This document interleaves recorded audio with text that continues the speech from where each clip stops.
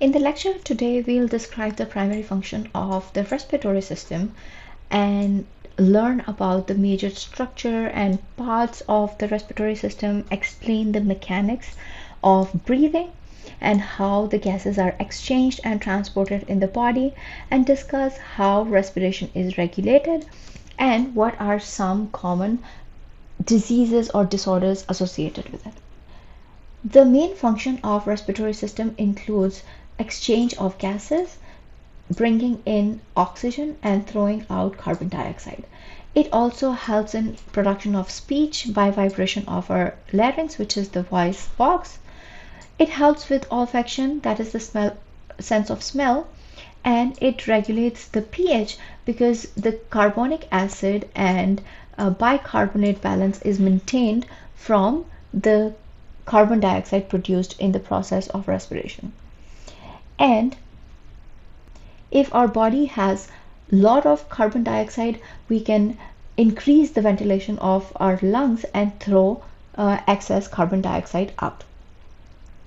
The respiratory tract also helps in preventing the entry of pathogens into our body because the lining of our nasal cavity has the mucus which can trap microorganisms.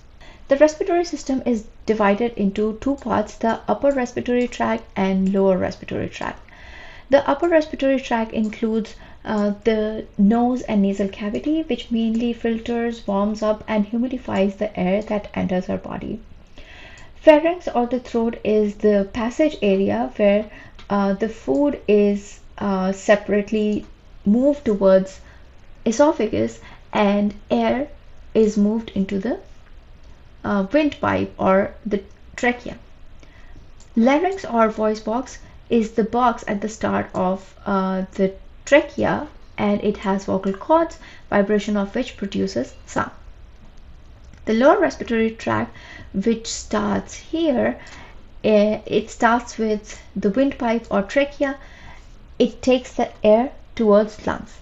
The trachea is then divided further into bronchi and bronchioles to distribute air all through the lungs. Ultimately, the air reaches at the main site of gas exchange, which is called the alveoli. Nasal cavity is mainly associated with warming the air and filtering the air, and it is the site of olfaction because you have your olfactory bulb here. Then the next part, which is the pharynx, has three main regions. The nasopharynx, which is associated with passage of air, oropharynx, which is shared with the digestive tract. It's a common place for food and air to move to different tracts, which means food going towards esophagus and air going towards the trachea. And laryngopharynx, which connects esophagus with larynx. Larynx is the voice box. It has vocal cords which vibrates to produce sound. Epiglottis is the flap over the larynx, which prevents the entry of food into the windpipe. Trachea, which is the windpipe, is basically a cartilage ring containing pipe which pushes air towards the lungs. These cartilaginous rings are important because they can prevent the collapse of windpipe when the air pressure is low. The trachea then gets divided into bronchi, the primary bronchi which goes into respective lungs. Then it further divides into secondary bronchi, tertiary bronchi, and finally into bronchioles. Ultimately, the bronchiole reaches the tiny sacs where the actual gas exchange happens, and these tiny sacs are called the alveoli. Lungs, we have two lungs. Right lung is three-lobed and the left lung is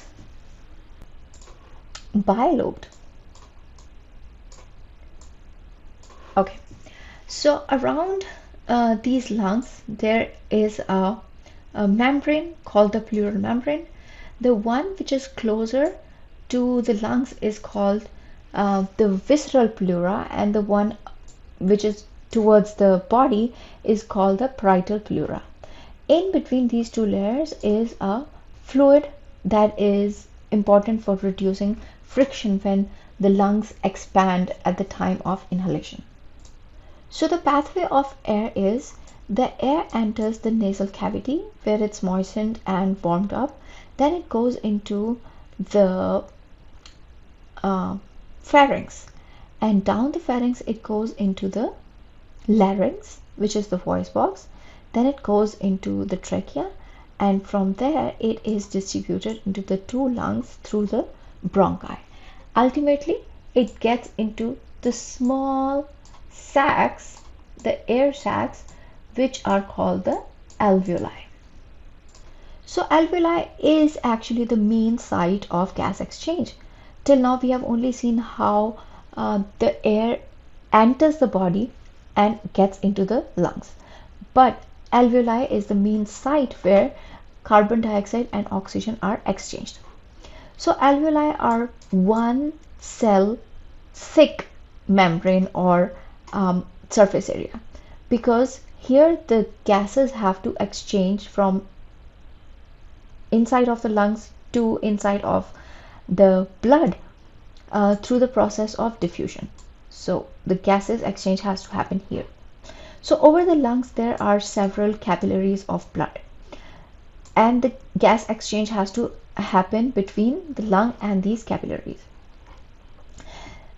On the surface of these lungs there are some fluid material called the surfactants, and these surfactants prevent the collapse of alveoli, because if the alveoli gets collapsed then there would be no surface area or no surface for gas exchange to happen.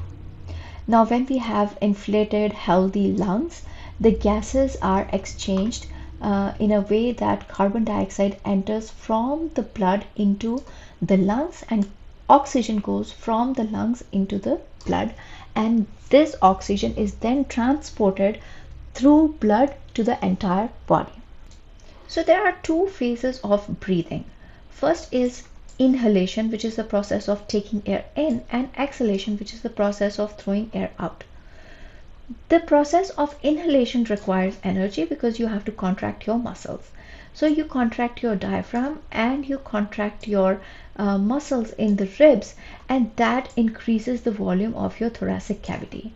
When the thoracic cavity volume increases, the pressure of air inside the lungs, also called the intrapulmonary pressure, that decreases, so the air can rush in to your lungs. Think of it like a vacuum cleaner. The vacuum cleaner is able to suck the air in because of the negative pressure, so same thing happens here. When the gas exchange has happened, now the muscles in diaphragm and in your rib cage, they relax, and relaxation of these muscles decreases the volume of your thoracic cavity. The thoracic cavity becomes smaller, so air pressure inside the thoracic cavity increases, therefore the air is pushed out. Think of it like squeezing a balloon. When the balloon is filled with air and then you squeeze it, all of the air rushes out. Once the gas exchange has happened and oxygen has entered blood, now 98% of that oxygen gets bound to the hemoglobin, and hemoglobin is this protein in the red blood cells that contains iron, and oxidation of iron is how oxygen is carried in the hemoglobin. Only 2% of the oxygen taken into the blood is dissolved in the plasma, which is the fluid matrix of blood, and transported across the body. Carbon dioxide is transported in the form of bicarbonate. 70% of carbon dioxide is transported as bicarbonate.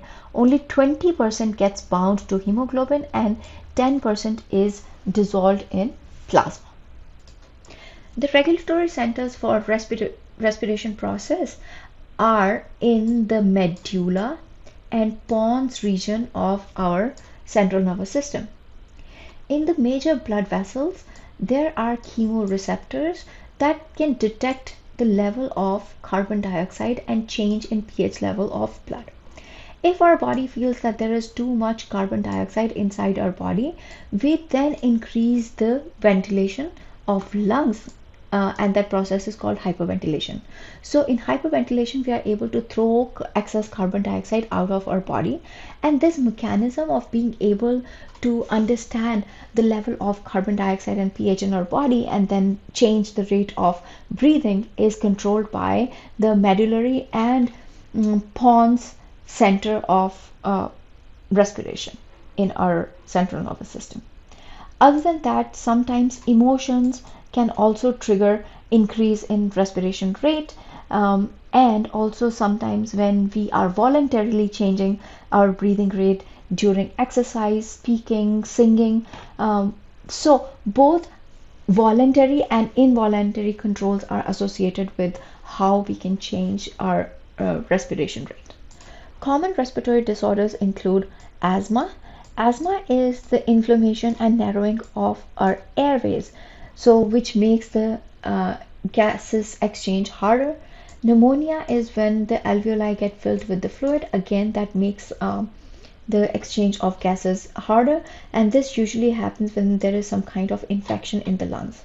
Bronchitis is the inflammation of bronchis, and emphysema is when the alveoli have been damaged. Mainly that happens because of smoking or some high concentration of pollutants in the air. Lung cancer is when there is a growth of tumorous tissue because of the uncontrolled growth of tissue inside lungs. Smoking and high concentration of pollutants can damage the cilia of the epithelial lining of lungs and our airways, leading to buildup of mucus. Also, smoking causes emphysema that leads to reduced capability of lungs to exchange gases and purify our blood. This increases the risk of lung cancer as well.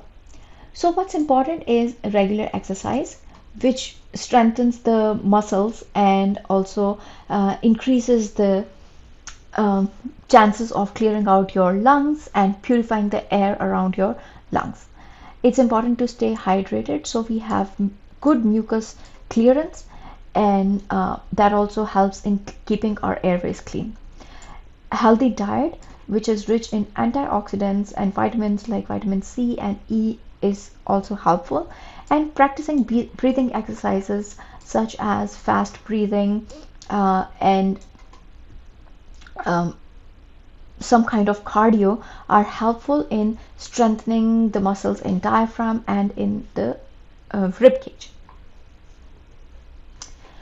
So to summarize, today we learned about the respiratory tract and respiratory system, how the ventilation is controlled by our brain, and also we can control the respiration rate at our own will.